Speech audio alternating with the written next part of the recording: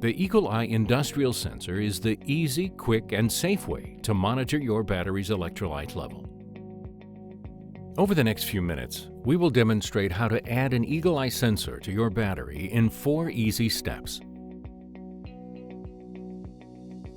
Step 1. Install the in-valve probe. The first step is to replace an existing Flow-Rite valve with an Eagle Eye sensor valve.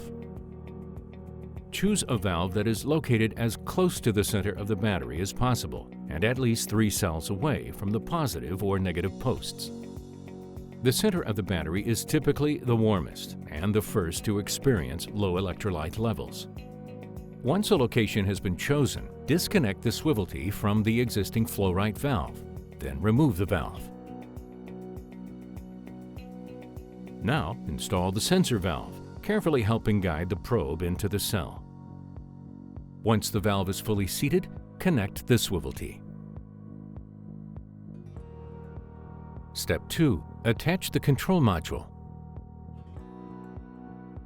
Fasten the control module to the battery in a secure location. The control module may be fastened to an inter-cell connector cover using an included zip tie. Do not secure the control module to the watering system tubing. Step 3. Attach the LED indicator.